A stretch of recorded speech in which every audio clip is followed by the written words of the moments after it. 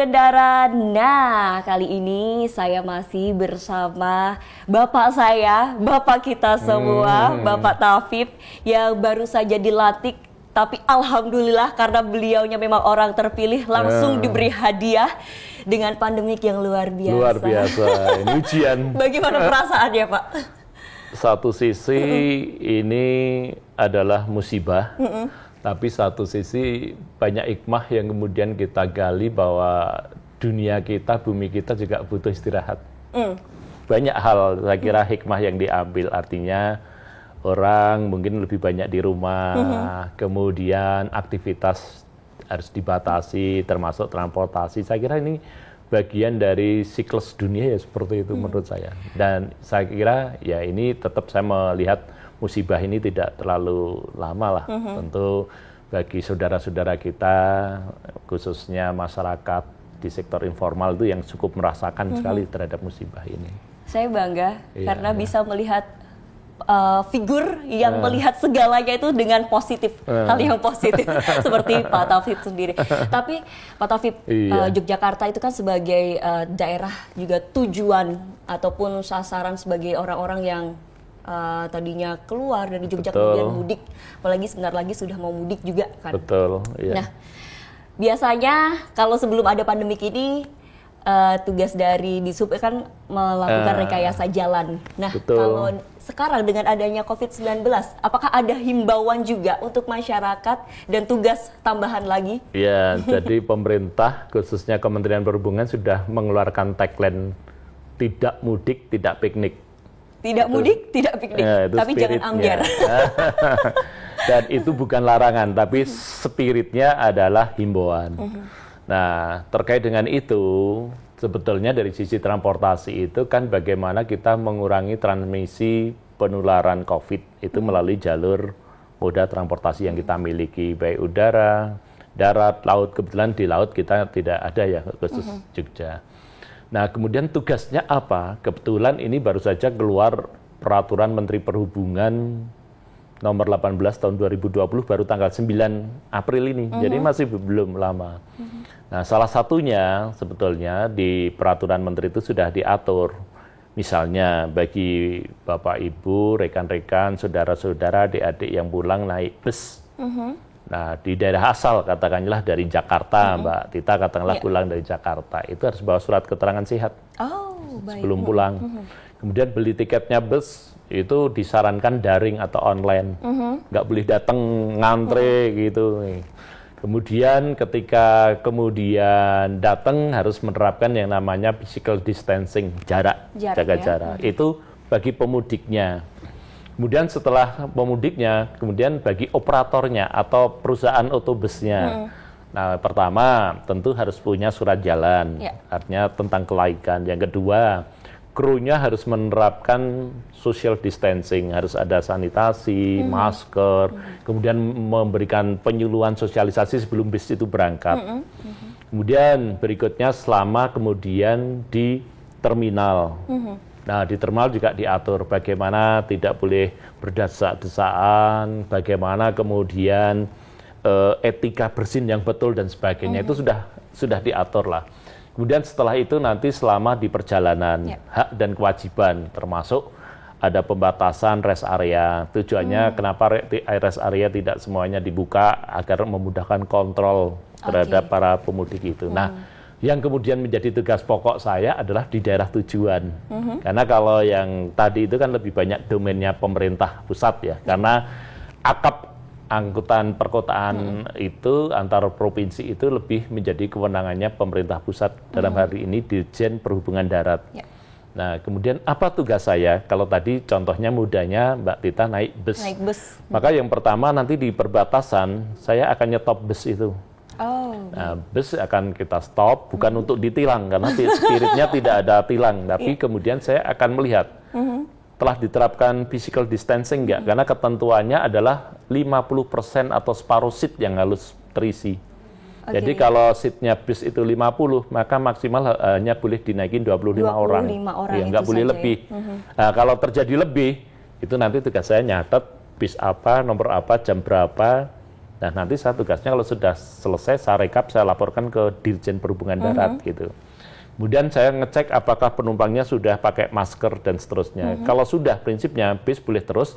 Filter terakhirnya nanti adalah di terminal. Di terminal. Jadi nanti di terminal bis dipastikan tidak boleh menurunkan di tengah jalan. Jadi kalau misalnya melewati rumahnya Mbak Tita di Jalan Magelang gitu, nggak boleh turun di jalan, harus turunnya di terminal. Ini ketentuannya gitu. Karena bisnya juga nanti akan dapat teguran dari kementerian kalau menurunkan di tengah. Nah, ketika sudah, itu harus lokasinya terpisah dengan moda transportasi yang lain. Nggak boleh berbaur.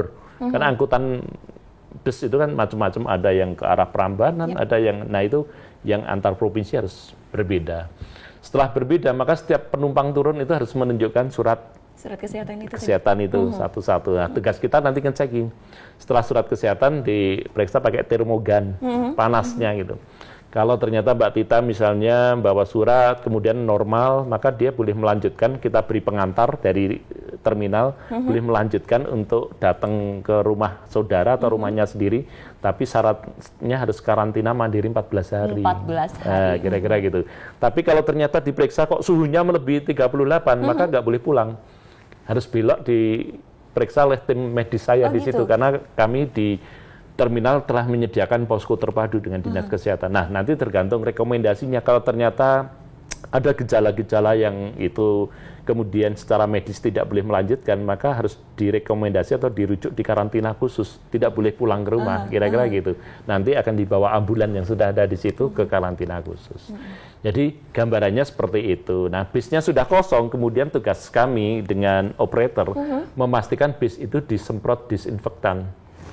Luar maupun dalamnya tempat duduknya. Nah, itu ketika melalui bus. Sekarang kalau kendaraan pribadi, misalnya pulangnya mudik pakai mobil pribadi. Nah, kalau pakai mobil ketentuannya, kalau pakai sedan atau seat 5, penumpangnya hanya boleh 2, satu sopir, satu penumpang, nggak boleh berdampingan. Jadi yang satu di belakang, sopirnya di depan. Itu ketentuannya seperti itu. Gitu. Kalau naik Innova seat 7, maka penumpang maksimal dengan supir 3 orang. Jadi satu-satu bebas kurang lebih. Nah, tugas saya nanti akan menegakkan ngecek itu di jalan. Proses keterangan sehat dari zona merah dan kemudian protokoler kesehatannya hampir sama dengan bus. Sama juga dengan sepeda motor. Jadi sepeda motor itu di surat itu keterangannya tidak boleh untuk berboncengan. Tapi Pak Sultan pesan ke saya, kita juga harus mengedepankan pendekatan manusiawi. Kan tidak mungkin sudah sampai Jogja naik motor yuk balik Jakarta.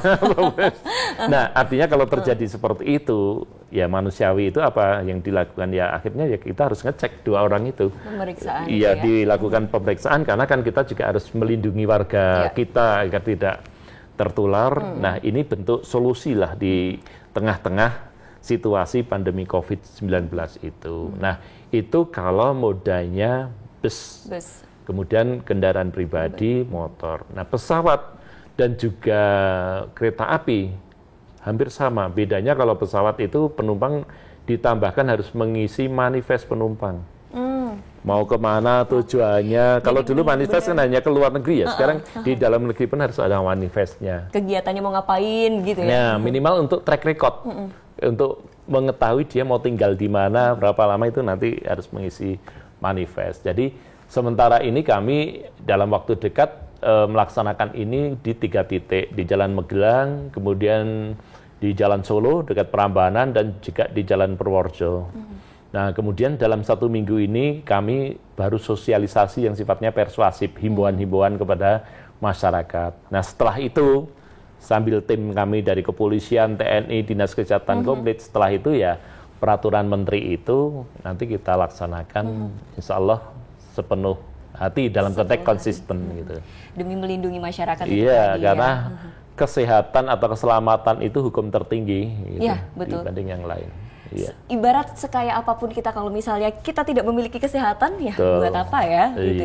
Jadi yang jelas ini Sobat Berkendara, semua sudah dilakukan. SOP, prosedurnya sudah dijalankan, sudah diupayakan. Tinggal bagaimana kita bisa menahan diri kita untuk tidak egois. patuhi apa yang sudah ada, ikuti anjurannya. Kalaupun misalnya kita tidak diperbolehkan untuk kembali, sudah ikuti. Pasti itu ada hal yang terbaik gitu ya. Betul, Mbak Tita. Iya. Ada lagi yang ingin disampaikan mungkin untuk sobat berkendara di sini? Ya, jadi mungkin yang terakhir sebagai closing statement dari saya, sebuah himbauan sekali lagi kepada saudara-saudara kita gitu yang ada di rantau, khususnya yang berada di zona merah. Demi keluarga, demi lingkungan, demi adik-adik dan saudara-saudara sekalian, mari kita tahan sejenak, kurangi mobilitas agar tidak terjadi interaksi yang menyebabkan terjadinya penyebaran virus COVID-19. Saya kira itu sebuah langkah yang bijak bagi kita. Bijaklah pada diri sendiri dan juga orang-orang yang dikasihi. Tenang saja, Pak Taufik di sini nanti pasti nungguin ya kan, warga Yogyakarta juga nungguin, kita semua nungguin. Yang penting kita sehat dan bisa membangun Indonesia kembali aman seperti dahulu kala gitu. Terima kasih Bapak Taufik dan terima kasih juga sobat berkendara sudah menyaksikan episode kali ini.